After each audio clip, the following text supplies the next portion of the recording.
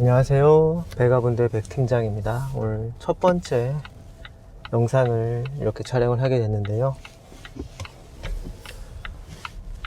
시기가 조금 앞당겨졌어요. 원래 생각했던 주제들과 첫 번째 영상 업로드 시점 따로 생각한 게 있었는데 문득 생각해 보니까 내일이 수능 날이더라고요. 그래서 조금 더 일찍 올렸으면 좋았겠지만 이 영상을 보는 수험생들은 아마 없겠죠. 오늘 촬영하고 한 번도 올려보지 않아서 제가 얼마나 시간이 걸릴지는 모르겠어요. 하지만 한번 가볍게 이야기를 풀어보고자 합니다. 주제는 시험 잘 치는 법이라기보다는 잘 찍는 법이라고 해야 될까요? 일단 사지선다 1, 2, 3, 4 또는 1, 2, 3, 4, 5번 사지선다 또는 오지선다 형에 가까운 객관식 문제들과 OX까지도 오늘 제가 이야기 드리는 내용에 포함이 될 거예요. 당연히 주관식은 해당 사항이 없겠고요. 먼저 이야기를 들어가기 앞서서 요 이야기를 선택하게 된 말씀 주제를 한 계기가 있는데 하나는 제가 대학생 때 하나 에피소드가 있었고, 거기에 더해서 제가 우연한 기회에 어떤 시험의 출제위원으로 들어갔던 적이 있었어요. 거기에서 이제 느꼈던 부분을 토대로 오늘의 이야기가 이제 구성이 될 겁니다. 먼저 시험 을 왜 치는 걸까요? 가장 대표적인 건 학업 성적에 대한 공정한 평가를 하고 공부를 잘한 사람들에게는 그에 상응하는 점수를 부여, 공부를 잘 못한 영역에 대해서는 이제 감점을 함으로써 이제 숫자로서 스코어링을 하는 거죠. 그런데 항상 반대 방향, 상대방의 입장에 대해서 생각을 해보면 많은 부분에 대한 의외의 접근 방법이 나오는 법이에요. 이 얘기를 요약을 하자면 출제자의 입장이 되어보아라. 출제자 입장이 되어보면 의외로 이 접근 방법이 되게 심플합니다. 자, 내가 출제자다. 그러면 제가 의도하는 목표는 공부를 열심히 한, 그리고 이 부분에 대해서 많은 노력을 하고 학습 지식을 습득한 사람은 높은 점수를 받기를 원해요. 출제자 입장에서. 반대로 공부를 잘 못했다, 잘 모르는 내용이다, 이 분들은 다 해당 문항을 오답 처리가 되게끔 그 필터링을 하는 게 이 출제자가 시험 문제를 통해서 얻고자 하는 거거든요. 물론 전체적인 시험 목적하는 평균 점수를 50점대로 갖고 싶다, 70점대로 가져가고 싶다, 80점대로 가져가고 싶다. 이건 이제 출제위원회 위원장을 토대로 한 출제위원진들의 어떤 목표가 있기는 해요. 물론 정확하게 맞출 수는 없어요. 그래서 가끔 어떤 국가고시 자격증도 마찬가지고 난이도 설정에 실패를 해서 평균이 50점 미만이었다가 그 다음 해에는 평균 70, 80점을 상회하는 그런 경우도 간혹 나와요. 그거는 사람이 하는 일이고 시험 난이도 설정이라는 게 그만큼 맞추기 어려운 거예요. 근데 그 난이도 설정 이런 모든 그 의도와 방향을 뒤로 하고 지금 제가 말씀드리는 부분을 아마 영상 맨 마지막에 이 결론부터 들은 사람은 당연한 이야기를 누구나 그런 소리 할 수 있지 라고 생각하는 분들도 있을 거예요. 그런데 처음에 제가 이야기하고자 하는 바를 알고서 시험에 접근하는 거랑 막연한 생각 또는 아예 모르는 상태로 접근하는 거랑은 분명히 다를 거예요. 그래서 제가 지금부터 본론을 시작을 하려고 합니다.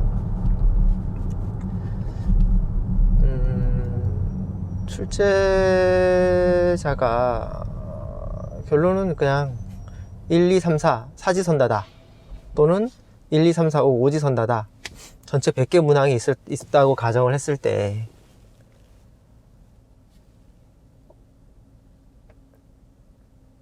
공부를 하나도 안 한 직원 친구들이 있어요. 학교에서도 마찬가지고 또 어떤 자격증 시험도 마찬가지고. 그랬을 때 공부 안 한 사람 결국 뭐죠? 찍기예요. 찍기 하는 방법 되게 다양하죠. 하나로 민다. 아, 오늘 나는 일진이 좋아. 꿈에서 신의 계시를 받았어. 오늘은 3번이야. 아니면 뭐 오늘은 월화수목 1, 2, 3, 4 월화수목금 해서 오늘이 시험 보는 날이 수요일이니까 나는 3번이야. 또는 뭐 여러 가지 사람마다 찍는 노하우가 있죠. 자기만의 기법이 있는데, 그럼 찍으려면 어떻게 찍어야 가장 실패 확률을 줄일 수 있는가? 또는 성공 확률을 어느 정도 평균 이상으로 가져갈 수 있는가? 이 고민에 대한 문제인 거죠. 공부를 안 한 사람이 하나로 찍었을 때 1번이든 2번이든 하나로 찍었을 때 출제자 입장에서 생각을 해봅시다. 나는 아까 말했듯이 나의 출제하는 의도가 명확해요. 공부를 안 한 사람은 걸러내고 싶어. 공부를 한 사람은 당연히 1, 2, 3, 4 어디에든 맞추겠죠. 1번에 놓건 2번에 놓건 공부를 제대로 한 사람은 맞출 거예요. 근데 공부를 제대로 안 한 사람을 걸러내는 데에 지금 제가 드리는 말씀이 있는 거예요. 제일 걱정하는 바는 공부를 안 한 사람이 잘 찍어서 고득점을 획득하는 걸 출제자는 제일 우려하는 상황입니다. 자, 다시 공부를 하지 않은 사람이 찍었을 때 고득점을 하는 상황, 이것을 출제자는 김 빠져요. 난 그러려고 이 시험 출제를 한 게 아니거든요.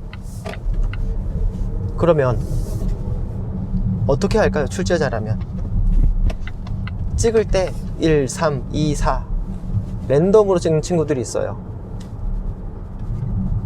랜덤은 예측도 기대도 통제도 못합니다. 그거는 논외로 가는 거예요. 출제하는 데 있어서 문항을 설정하는 데 있어서 고려하지 않고 간다는 이야기예요. 랜덤으로 찍는 친구를 어떻게 낮출 거야? 어떻게 걸을 거야? 방법이 없어요. 그런데 하나로 찍는 친구들이 있어요. 하나로. 그런 친구를 거르는 접근 방법은 존재합니다. 무엇이냐? 1번으로 1번으로 찍는 친구, 2번으로 찍는 친구, 3번으로 찍는 친구, 누가 어떤 걸 찍을지는 모르지만 어찌됐건 그 친구들이 고득점을 하는 것은 방지를 해야 돼요. 그러려면 방법은 단 하나밖에 없어요. 1, 2, 3, 4라고 하면 25%씩 나눠서 정답 문항을 조절을 하는 거예요. 그건 너무 쉬워요. 그거는 1, 2, 3, 4를 최종 초안 문제를 만들고 나서 취합을 했을 때 경우에 따라서 한 과목을 한 명이 전체적으로 내는 경우도 있고, 한 과목을 여러 명의 출제위원들이 파트별로 설정해서 이제 서머리 하는 거죠. 그래서 총 문제를 취합을 해서 이제 나가는 경우인데, 어떤 방식이 됐건 가장 기초적인 출제하는 관점에서의 두 가지 스킬이 있어요. 하나가 첫 번째, A형과 B형을 구분하는 거죠. 너무나 당연해요. 일자로 또는 옆으로 컨닝을 할 수가 있어요. 컨닝을 하기 쉬워요. 기본적으로 앞뒤와 양옆은. 그렇기 때문에 앞뒤 양옆은 다른 문제를 주는 거예요. 그래서 대각선끼리는 같을 수 있죠. 그래서 기본적인 게 같은 문제 풀에서 특정 페이지 또는 중간에 어떤 문제 순서를 바꾸는 거예요. 전체 문항 개수로 보면 똑같은 문제를 받아요. A형이든 B형이든. 다만 중간에 문서의 순서만 바뀌는 거예요.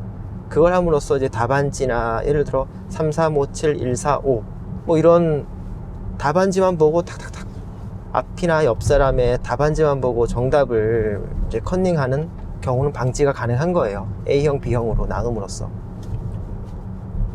그 한 가지 첫 번째 스킬이 A형, B형이고 두 번째 스킬이 1, 2, 3, 4, 5에 대한 정답 위치를 바꾸는 거예요. 너무 쉬운 거예요, 이거는. 문제 처음 초안을 만들었을 때 당연히, 너무나도 당연히 이 분포는 무작위해요. 그래서 특정 번호의 편중이 일어날 수밖에 없어요. 의도와 상관없어요. 1번 또는 뭐 4번에 좀 더 많은 정답이 분포가 돼요. 초기 문제를 제출했을 때. 그리고 나서 그거에 대해서 오자나 탈자, 실수 또는 문제 자체가 성립이 안 하는 문항들도 있을 거고, 자기가 출제자들도 사람이기 때문에 너무 이 문제에 대해서 생각을 하다 보면 문제를 꼬는 거죠. 또는 오답인데 정답처럼, 그러니까 맞는 문항인데 틀린 문항처럼, 또는 틀린 문항인데 맞는 문항처럼 말을 바꾸고 문제화해서 내다 보면 결국에는 이 문항이 문장 자체로서 또는 문제로서 성립을 안 하는 경우가 종종 발생을 합니다. 그래서 초기 출제한 문제에서 그걸 걸러내는 거예요. 다시 한번 바꾸던지 다른 문제로 아예 대체를 하던지. 그게 실패를 하면 나중에 이제 시험 결과 발표되고 나서 이제 이슈화가 되죠. 전 정답 인정. 이거는 그 문제에 대해서 문제를 잘못 낸 거예요. 애초에 그것을 피하기 위해서 내부적으로는 초기 문제를 내고 상호 검증을 통해서 그런 문제를 발라내고 검토하는 엄청난 인고의 시간들이 존재하는데, 그때 걸러내지 못하면 전체 정답 인정이라는 결과가 나옵니다. 근데 이 얘기는 잠깐 삼천포로 빠진 거고, 결론은 1번, 2번, 3번, 4번 중에 동일한 25% 확률로 문항을 조절하는 거예요. 정답 위치만. 너무나 쉽죠, 그거는. 이렇게 조절을 하게 되는데, 잠시 차선을 바꾸겠습니다. 조절을 하는데, 완전히 25% 오지 선다면은 20%씩 문항을 나눠 갔겠죠. 100문제 중에 사지선다를 예로 들게요.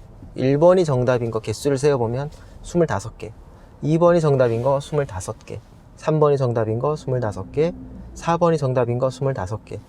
이렇게 균등한 비율로 배분을 해야 아까 말씀드린 최악의 상황, 하나로 공부를 안 했는데 하나로 찍은 친구가 고득점을 받는 상황을 방지할 수가 있어요. 이것 말고 또 다른 방법이 있을까요? 생각을 한번 해보면 없습니다. 이 방법이 유일해요. 주관식이 아닌 다음에야, 인터뷰든 그런 게 아닌 다음에야 객관식 시험에서 특정 그런 의도하지 않은 그런 상황을 피할 수 있는 유일한 방법이에요. 그래서 너무나 쉽죠. 1, 2, 3, 4번을 유사한 비율로, 전 항상 그래요. 그래서 나중에 저도 각종 개인적인 어떤 취미 또는 어떤 목표가 있어서 자격증을 취득을 한다, 또는 여러 가지 시험을 보는 일이 많아요. 항상 마킹을 하고 연필로 항상 초안 마킹을 하죠. 최종 마킹하기 직전에 이렇게 딱 제껴서 빨리 개수를 세어봅니다. 그러면 1번, 2번, 3번, 4번 개수가 나와요. 그랬을 때 한쪽이 비는 애들이 분명히 발생을 합니다. 저라고 해서 맨날 공부만 하는 게 아니기 때문에 저도 모르는 문제가 있으면 일단 V표 체크를 해서 정답을 답안지에 체크를 안 하고 일단은 공란을 남겨둬요. 그리고 확실하게 내가 아는 부분만 먼저 체크를 하는 거죠.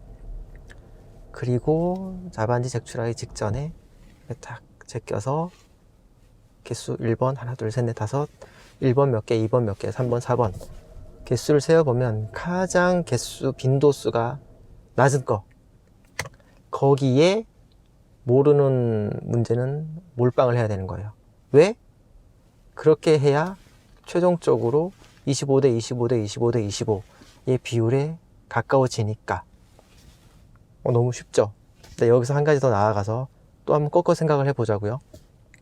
출제자는 정확하게 25, 25, 25, 25의 균등 비율대로 출제를 할까요?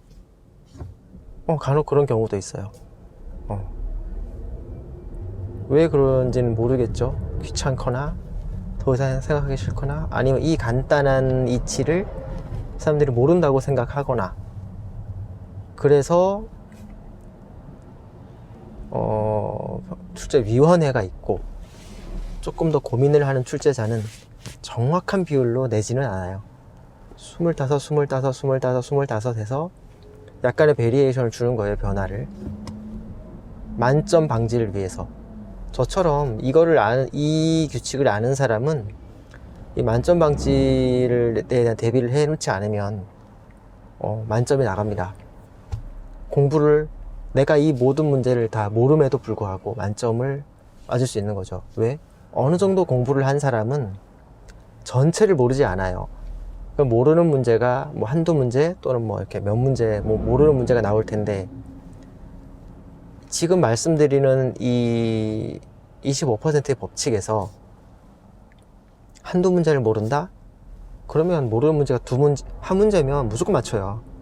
내가 이 문제를, 지문을 읽지 않더라도, 내용을 몰라도 한 문제만 모르는 사람은 맞추는 거죠. 두 문제를 모른다? 또는 1번, 2번, 이 일 바뀔 수 있죠. 우연히 두 문제가 같은 문항이라고 하면 그것도 다 맞추는 거예요. 근데 흩어졌다. 그러면 50% 확률로 맞출 수 있는 거, 하나를 틀 수 있는 거죠. 그러니까 이게 너무나도 이게 확률론적으로 가는 거기 때문에, 이런 문제를 한 번 더 꼬우면 되게 높은 확률로 이것도 이제 커트를 할 수가 있는 거예요. 그 방법은 또 간단해요. 25, 25, 25, 25에서 플러스 마이너스 1씩 조절을 하는 거예요. 24, 26, 25, 25. 쉽죠? 그러면 여기서 또 두 개를 조절하는 거예요. 24, 1번 24개, 2번 26개, 3번 23개, 4번 27개. 예를 들면 이런 방식으로 첫 번째 원칙인 25% 기준에서 약간씩 편차를 줘서 문항 설계를 합니다.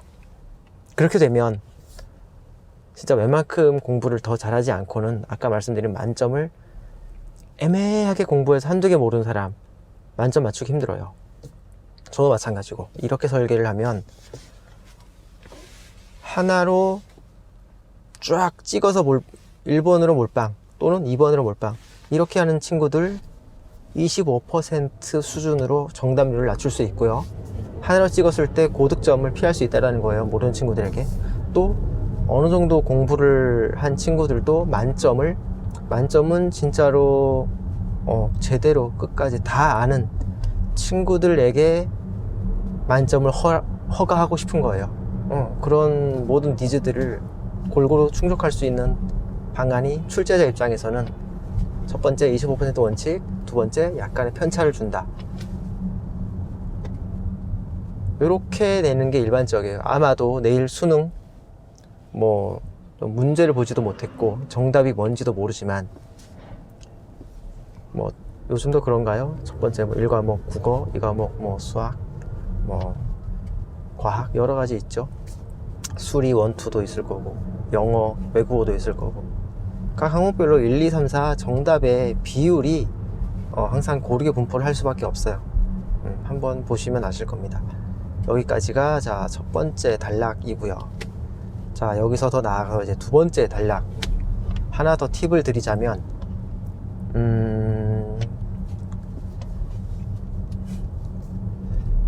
이건 이제 공부를 어느 정도 한 친구들에게 해당되는 이야기예요.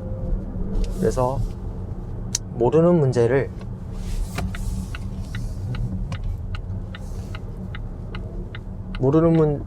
문제를 풀다 보면 요거는 정말 답이 될 수 없어. 1번 얘는 정말 답이 될 수 없어. 3번 얘도 답은 될 수 없어. 그럼 2번과 4번 중에 하나야. 이런 경우가 나와요. 공부를 어느 정도 한 친구들은 그냥 무대뽀로 찍는 경우가 많지 않아요. 얘는 1번, 2번 중에 하나인데, 요 다음 문제는 얘는 2번, 4번 중에 하나인데, 이렇게 두 가지 경우의 수에서 뭘 찍을까를 고민을 하게 됩니다. 그럴 때 아까 제가 첫 번째 단락에서 말씀드린 것과 엮어보자고요. 그러면 의외로 나는 이걸 모르지만 정답을 맞출 확률이 압도적으로 높아지는 경우가 발생을 해요. 공부를 어느 정도 해서 몇 가지를 딱 몰랐을 때 이 사람들이 조금 더 고득점 혹은 만점에 가까워질 수 있는 방법이, 지금 아까 말씀드린 대로 1번, 3번을 몰랐을 때 일단 틀린 것만 제끼고 남겨놔요. 그리고 아까 말씀드렸죠, 맨 끝에 답안지 개수를 세어보라고. 3번이 부족해. 아니면 3번이 많이 부족하고 4번도 그 다음으로 비어. 그러면 3번 또는 4번에 몰빵을 해야 맞출 확률이 높아지는 건데, 아까 내가 풀다가 모르는 문제 가보세요. 나는 3번 또는 이제 4번을 이제 찍을 수밖에 없는 상황이야. 근데 내가 아까 풀었던 문제 중에 1번과 3번은 도저히 정답이 아니야. 그럼 2번, 4번 중에 하나를 찍어야 돼. 나오죠, 답이. 4번을 찍어야 된다, 그때는 무조건. 2번이 정답일 확률은 극히 낮아요. 개수로서 최종적으로 3번이 많이 비고 3번이 개수가 제일 부족하고 그 다음 4번이 두 번째로 개수가 부족하다. 그럼 나는 3번 또는 4번에 찍어야 되는데, 이 문제 내 정확하게는 모르고 아리까리해. 근데 1번과 3번은 답이 될 수가 없는 애야. 그러면 4번이 정답입니다, 그건. 예를 들자면 이런 거죠.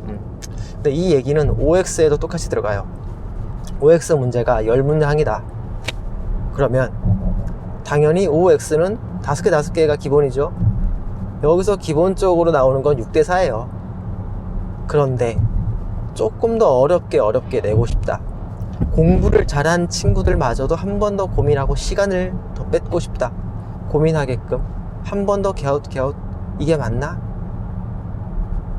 공부를 어느 정도 한 친구들에게서조차 혼란을 유도해서 점수를 낮추고 싶을 때는 6대4가 아니라 7대3까지도 갈 수는 있어요. 근데 8대2까지 간다? OX의 비율이? 이거는 8대2까지 가면은 약간 이런 말씀 드리긴 못하지만 출제자의 심리적 좀 무언가를 의심해 봐야 되지 않을까. 정상적인 선의의 좋은 의도로 문제를 내는 사람이라면 굳이 일부러 8대2를 낼 필요는 없어요. 5대5는 너무 정직하고 하나 모르는 친구는 맞추세요 하는 그런 거죠. 6대4, 7대3 정도가 적정 비율이다 라고 생각을 하고 시험을 보는 게 합리적일 거예요. 여기까지 일단 오늘 말씀드리고 싶은 걸 간단하게 다 이야기는 드린 것 같고요. 앞으로 계속해서 제가 이야기를 쭉 이어나갈 생각입니다. 원래 오늘 이 시험 찍기의 기술, 이거는 원래 말씀드리려고 했던 주제가 아니라서 급조해서 지금 제가 이야기가 두서없이 삼천포로 빠졌다가 이쪽 얘기 갔다가 이쪽 얘기 갔다가 좀 그럴 수 있어요. 애초에 계획이 없던 이야기를 갑작스럽게 하는 거라 양해의 말씀을 부탁드린다라는 걸 전하고요. 내일 수능을 보는 친구들 어찌됐건 응원을 합니다. 제가 응원 드리는 부분은 공부 안 한 거보다 더 좋은 성적 나올 수 있게 해주세요 라는 응원은 좀 드리기 힘들 것 같고요. 열심히 한 만큼에 대한 거는 최소한 가져왔으면 좋겠어요. 실수 또는 어떤 그날의 어떤 컨디션 난조라던가 옆 사람이 같은 시험실에 좀 시험에 방해가 되는 사람이 있다던가, 그렇게 해서 내 본 실력 발휘를 못하는 거 얼마나 안타까운 일이에요. 최소한 저는 본인의 실력은 최소한 발휘를 다 하고 나오셔라 라는 부분은 응원을 드립니다. 네. 마무리 하기 전에 한 번 더 제가 아까 에피소드가 한 번 있었다고 했죠. 제가 대학 때 어떤 교양 과목을 한번 들은 적이 있어요. 수강을 했는데 그때가 제가 대학 신입생 1학년 때였나요? 과목 이름은 정확히 기억이 안 나요. 근데 무슨 책 이름이 무슨, 그때 교재를 삼았던 게 뭐 게임 이론의 뭐 어쩌고 저쩌고. 처음에 게임? 나 그때 게임 엄청 좋아했는데 봤는데 내용은 또 게임이 또 상관이 없어요. 하여튼 뭐 논리 뭐 철학 이쪽을 가지고 뭐 했던 교양 과목인데, 그때 제가 노는데 정신이 없어가지고 공부를 하나도 안 했습니다. 그리고 나서 이제 시험을 보러 들어가서 시험을 쳤죠. 그리고 시험을 친 그 다음 주에 혹시나 무슨, 그때 중간고사였어요. 중간고사 직후에 교수님의 어떤 전달 사항이 있을까, 공지 사항이 있을까, 하반기 교과 운영 방안이 있을까 싶어서 간만에 이제 교실로 들어갔죠. 갑자기 출석을 부르다가 교수님이 이러시는 거예요. 자, 베가본드 학생 들어왔으면 일어서세요 하는 거예요. 깜짝 놀랐죠. 저는 그 전까지 수업을 한 번도 안 들어갔거든요. 공부도 당연히 안 하고 수업은 항상 친구들에게 대리 출석, 물론 걸리고 했었는데 저를 바로 지명해서 일어나라고 하시는 거예요. 깜짝 놀라서 일어났죠. 걸렸나? 이 친구는 공부도 안 하던데 왜 오늘은 수업에 들어와서 수업 분위기를 흐릴까 질책하는 줄 알고 조마조마한 마음으로 일어섰어요. 갑자기 교수님이, 그때 한 200명이 넘게 듣는 대강의실이었어요. 우리 단과대학, 여러 가지 단과대학 학생들이 와서 모두가 듣는 공통 교양 과목이었는데, 거기에서 교수님이 자, 모두 이 학생한테 박수 한번 쳐줍시다. 전 또 어리둥절하죠. 내가 왜 박수를? 이것도 일종의 매기는 건가? 부끄럽게, 오히려 박수를 쳐서 날 부끄럽게 하는 건가? 머릿속에 5만 가지 생각이 막 상상의 나를 폈어요. 알고 봤더니, 자, 우리 이 200명이 넘는 학생들 중에 이 베가본드 학생만 만점을 받았습니다. 자, 모두 큰 박수. 제가 만점을 받은 겁니다. 그 시험에서. 나는 그 책 한번 펼쳐보지도 않았는데 어떻게 그게 가능했냐? 아까 뭐 게임 이론 어쩌고저쩌고가 교재였다고 했잖아요. 근데 문제를 봤더니, 아니 이거는 상식선에서 웬만큼 풀 수 있는 문제들이 되게 많았어요. 이게 진짜 시험 문제가 맞나? 몇 번씩 앞뒤를 뒤적뒤적하고 맞는 거예요. 이게 시험 문제가 맞는 거예요. 이런 내용이 그 교재에 있었다고? 저는 교재 내용을 한 번도 본 적이 없으니까 너무나도 약간 상식 수준의 논리와 관련된 어떤 그런 시험 문제였던 거예요. 나름 열심히 풀었죠. 이건 쉽네 풀다가 가끔씩 용어 정의나 이런 부분, 상식으로 풀 수 없는 부분들이 문제들이 있어요. 물론 거기에 100점 방지 문제였겠죠. 그 부분들을 V표하고 일단은 넘어갔는데, 나중에 아까 말한 대로 그때는 제 스스로에 대한 이 확고한 이 개념이 정립되기 전이었어요. 당연히 대학생 되니까. 개수가 근데 아리까리하게 비슷하네. 한번 그럼 내가 모른다고 체크한 문제들이 그럼 정답이 이걸까? 그럼 그때 그 교수님이 딱 25개 25% 비율로 문제를 냈었어요. 그리고 찍었죠. 제출하기 직전까지 고민했어요. 함정은 아닐까? 이게 혹시 함정 유도해서 내가 걸려든 건 아닐까? 설마 교수님이 25개씩 냈을까? 고민하다가 마지막에, 그래, 공부도 하나도 안 한 주제에 여기서 더 무슨 욕심을 부리냐? 내가 이만큼 푼 것도 지금 80점은 넘을 것 같다. 이 정도면 감지덕지지 하고 25개씩 마킹을 해서 냈어요. 만점인 거예요. 교수님이 아까 말씀드렸던 한 번 더 깊게 꼬아주질 않은 거죠, 문제를. 그 덕분에 의도치 않게 박수를 받고 같이 수업을 들어서 친구들에게는 죽일 놈이 되어 있었죠. 베가본드 저 자식 우리랑 같이 노는 척 하면서 혼자서 공부했다. 이런 의도치 않은 오해도 사고, 결론적으로 중간고사 만점을 받았지만 기말고사 망해가지고 좋은 성적은 못 받았습니다.